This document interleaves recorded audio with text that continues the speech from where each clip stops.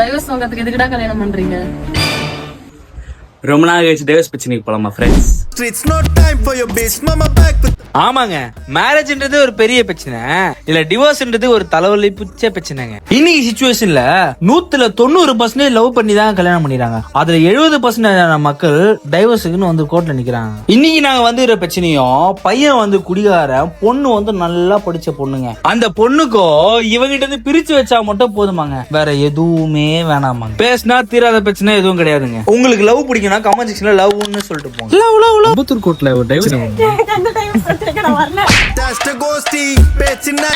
ஆபீஸுக்கு சொன்னா daddy rascal முறுக்கு சாப்பிடுற நீ முறுக்கு மோன பிரியா அதுக்கப்புறம் பேரு. அட்ஜஸ்ட் பண்ணி வாங்கடா பாய்ஸ் அண்ட் கேர்ள்ஸ். வட்ட மாமே.